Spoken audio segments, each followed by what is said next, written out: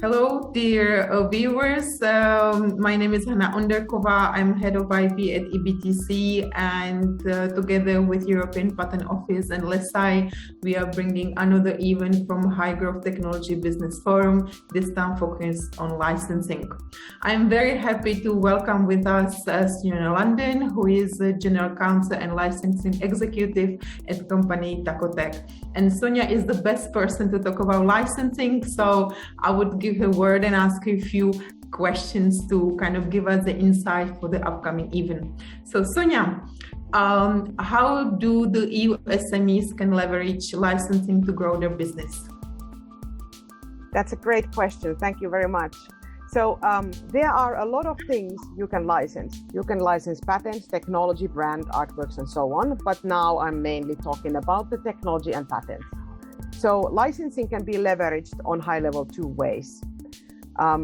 First, licensing in can help SMEs to gain access to technologies that others have developed and invested in. This would be typically an in-license.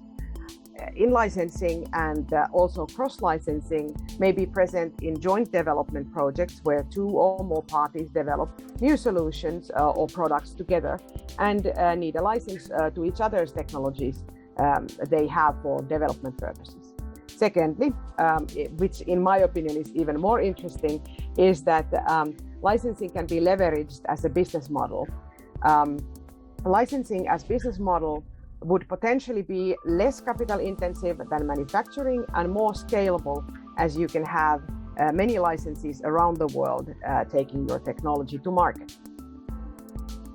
Thanks, Sonia. I think this is very interesting insights. I think maybe generally when people think about licensing, they don't think that there are actually various different aspects to it. But for a company, if they want to, start off, the licensing business or model, what are the first steps? What is needed to kick it off? So in technology licensing, you need to have well-developed technology asset, which is mature enough to give your customers benefits.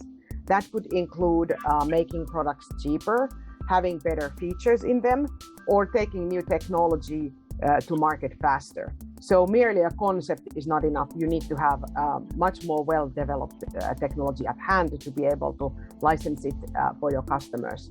Your licensable technology assets need to be well protected also, preferably using various forms of protection suitable to your specific case, such as patents, trademarks, copyrights, trade secrets, for example.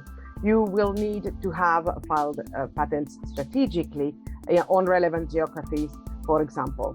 And you will need to be able to enforce also against unauthorized use in relevant markets. And finally, of course, you will need a knowledgeable team to execute your business. I suggest getting more information and training your people, for example, by participating in the HTB forums. Thank you, Sonia. So if you sum it up, what the participants can learn from these high-tech business forums, or this one in particular? This one in particular is licensing forum. This is that most technology companies need to use third-party technologies, copyrights or brands in their products and services. And this is why they need to ensure their right to use these third-party owned intellectual property rights.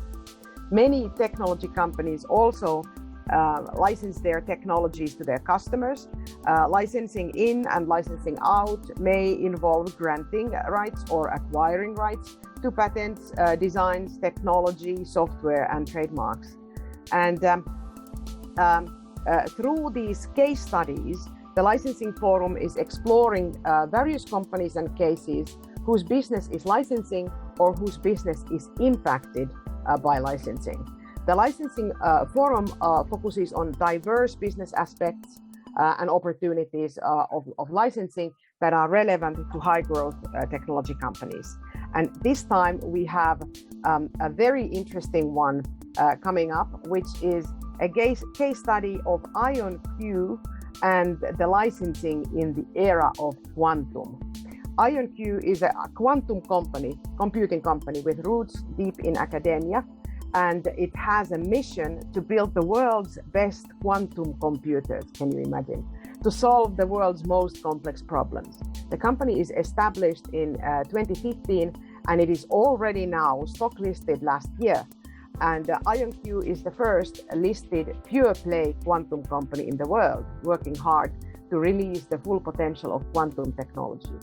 And in our licensing forum, we will have Mr. Francisco Castro, Chief IP Counsel at IonQ, who will explore the IP and licensing story of a company that is operating in a very, very young industry.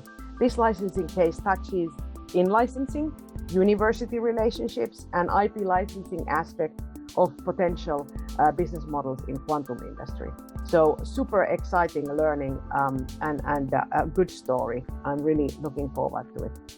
Thank you, Sonia. I think that sounds very exciting, as you said, and I hope that the participants from India will be very happy to join you and the pool of experts to discuss the topic in length. So thank you very much, and we're all looking forward to this event. Thank you.